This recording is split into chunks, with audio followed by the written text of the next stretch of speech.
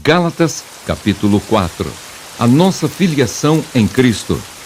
Digo, pois, que, durante o tempo em que o herdeiro é menor, em nada difere de escravo, posto que é ele senhor de tudo, mas está sob tutores e curadores até ao tempo predeterminado pelo Pai. Assim também nós, quando éramos menores, estávamos servilmente sujeitos aos rudimentos do mundo. Vindo, porém, à plenitude do tempo, Deus enviou seu Filho, nascido de mulher, nascido sob a lei, para resgatar os que estavam sob a lei, a fim de que recebêssemos a adoção de filhos. E porque sois filhos, enviou Deus ao nosso coração o Espírito de seu Filho que clama, Abba, Pai. De sorte que já não és escravo, porém filho, e sendo filho, também herdeiro por Deus. O valor transitório dos ritos judaicos.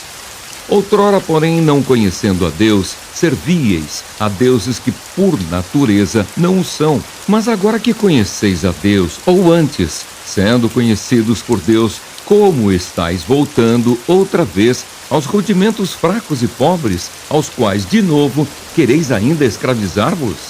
Guardais dias e meses, e tempos e anos. Receio de vós, tenha eu trabalhado em vão para convosco.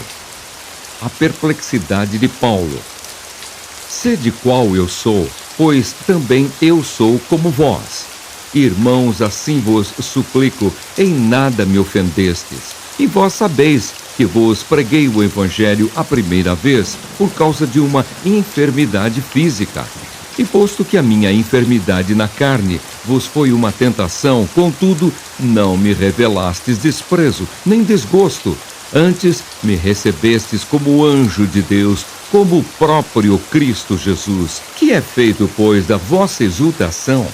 Pois vos dou testemunho de que, se possível fora, teríeis arrancado os próprios olhos para nos dar. Tornei-me, porventura, vosso inimigo, por vos dizer a verdade? O que vos obsequiam não o fazem sinceramente, mas querem afastar-vos de mim para que o vosso zelo seja em favor deles. É bom ser sempre zeloso pelo bem e não apenas quando estou presente convosco, meus filhos, por quem de novo sofro as dores de parto até ser Cristo formado em vós. Pudera eu estar presente agora convosco e falar-vos em outro tom de voz, porque me vejo perplexo a vosso respeito.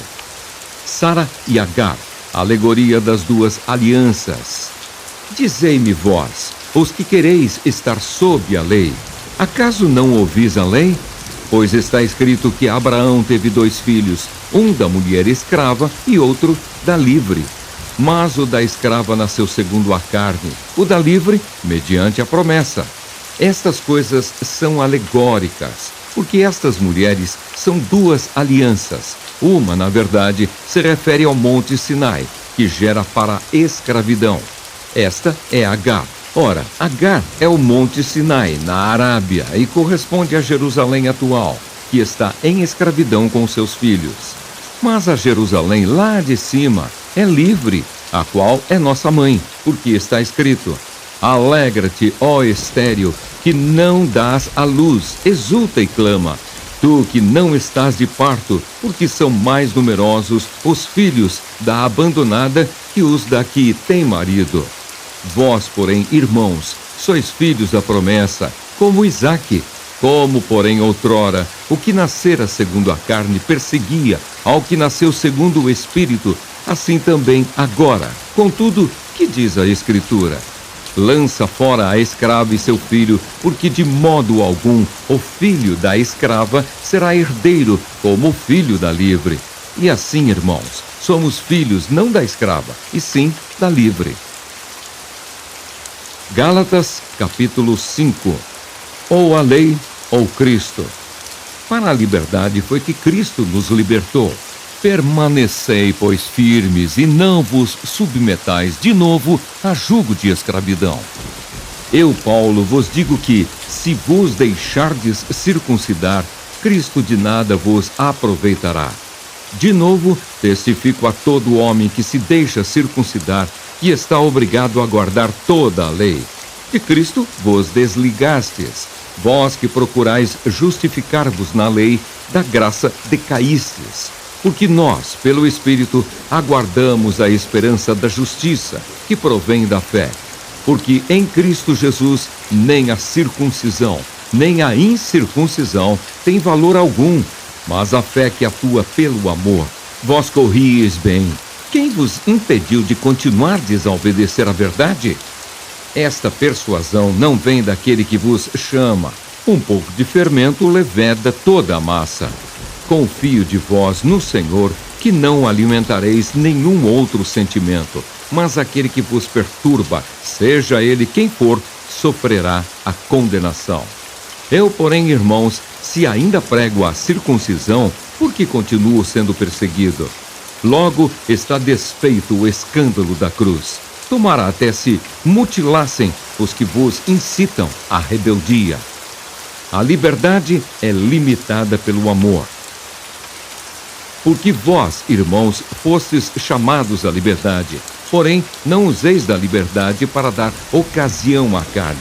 Sede antes servos uns dos outros pelo amor, porque toda a lei se cumpre em um só preceito, a saber, amarás o teu próximo como a ti mesmo.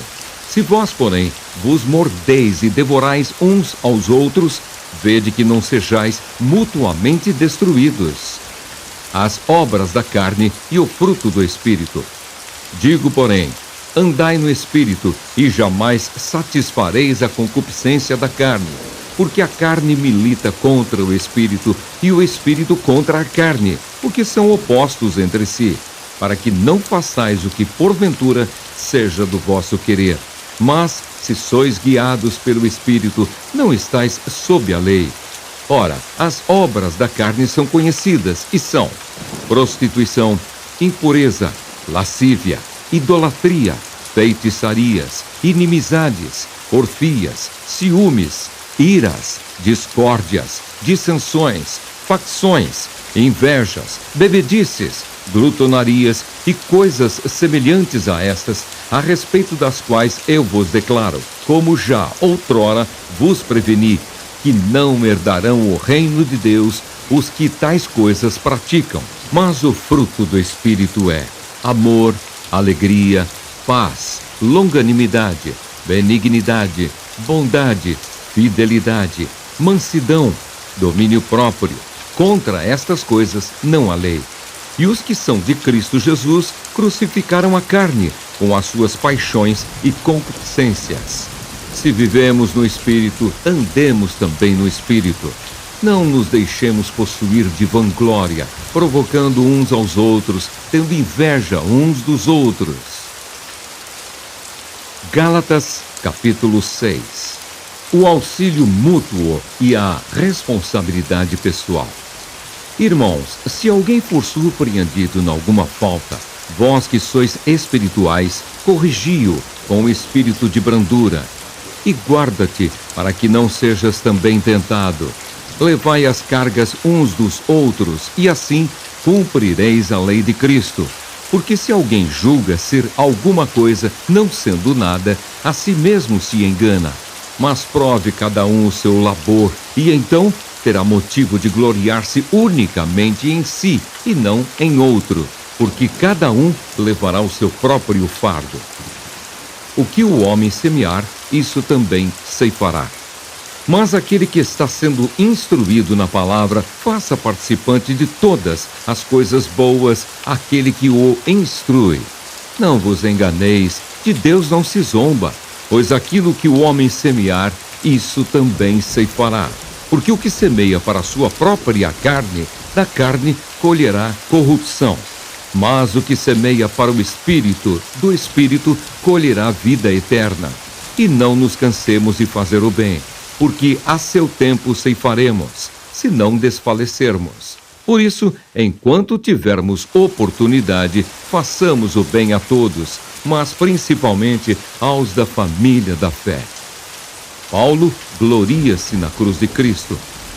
Vede com que letras grandes vos escrevi de meu próprio punho. Todos os que querem ostentar-se na carne, esses vos constrangem a vos circuncidardes, somente para não serem perseguidos por causa da cruz de Cristo. Pois nem mesmo aqueles que se deixam circuncidar guardam a lei, antes querem que vos circuncideis, para se gloriarem na vossa carne.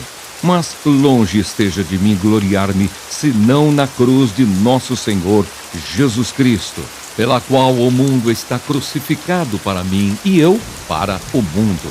Pois nem a circuncisão é coisa alguma, nem a incircuncisão, mas o ser nova criatura. E a todos quantos andarem de conformidade com esta regra, paz e misericórdia sejam sobre eles e sobre o Israel de Deus. Quanto ao mais, ninguém me moleste, porque eu trago no corpo as marcas de Jesus. A bênção. A graça de nosso Senhor Jesus Cristo seja, irmãos, com o vosso espírito. Amém. Atos capítulo 21, versículos 1 a 16. Paulo chega a Tiro.